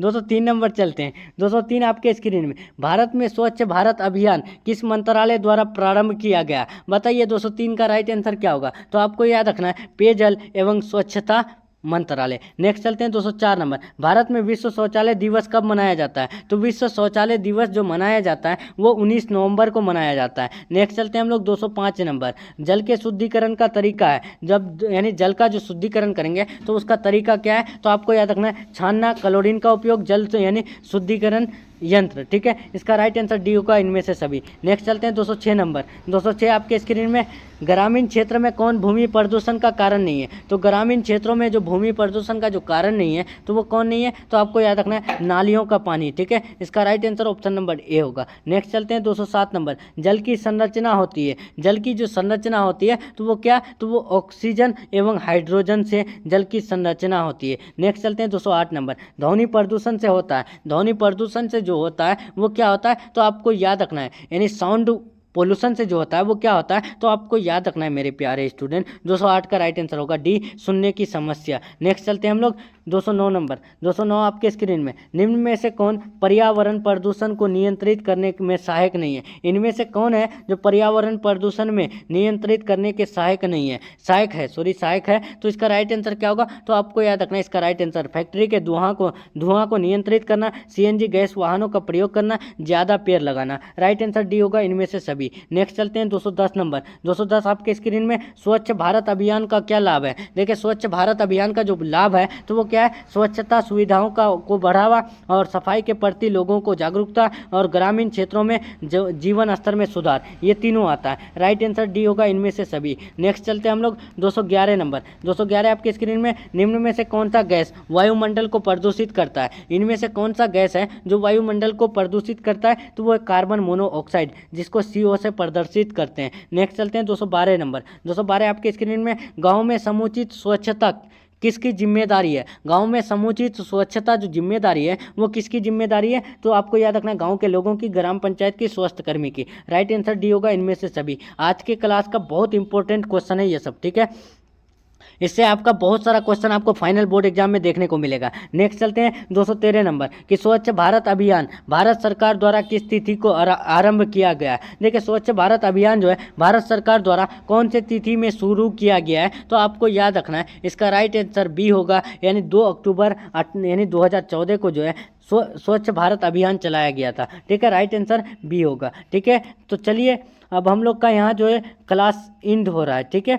यहाँ आपका जो है होम साइंस का टोटल 213 ऑब्जेक्टिव क्वेश्चन कंप्लीट हो रहा है मेरे प्यारे स्टूडेंट। तो अगर आप सभी को क्लास अगर अच्छा लगा है तो वीडियो को लाइक करके अपने दोस्तों में शेयर करना नहीं भूलिएगा और कमेंट में ज़रूर बताइएगा कि आपका 213 क्वेश्चन में आपका कितना सही हुआ, ठीक है। और अगर आपकी सब्जेक्टिव की तैयारी बिल्कुल भी नहीं हुई है तो आप लोग इस नंबर में कॉन्टैक्ट करके आप लोग सब्जेक्टिव क्वेश्चन जरूर परचेज कर लें। बहुत ही इंपॉर्टेंट सब्जेक्टिव क्वेश्चन दिया जा रहा है, 100% लर्ने वाले, ठीक है। तो इन दोनों नंबरों में से किसी में भी कॉन्टैक्ट करके आप लोग सब्जेक्टिव क्वेश्चन परचेज कर सकते हैं। सिर्फ एक सब्जेक्ट का 40 रुपया चार्ज है और ऑल सब्जेक्ट का 200 रुपया चार्ज है और 100% लड़ेगा, ये गारंटी है, ठीक है। तो आप लोग पैसे ना देखें, आप लोग अपने लाइफ देखें, ठीक है। तो चलिए मिलते हैं हम लोग नेक्स्ट क्लास में नेक्स्ट टॉपिक के साथ। तब तक के लिए अपना ख्याल रखें और अपना तैयारी को और बेहतर करें मेरे प्यारे स्टूडेंट। एग्ज़ाम बहुत ही नज़दीक आ चुकी है तो आप लोग जो है अभी जितना तैयारी कर पाइएगा उतना बेहतर रहेगा, ठीक है। अंत भला तो सब भला, ठीक है। तो अच्छे से आप लोग जो है तैयारी कीजिए, ठीक है। तो चलिए मिलते हैं हम लोग नेक्स्ट क्लास में नेक्स्ट टॉपिक के साथ। तब तक के लिए bye, take care, thanks for watching.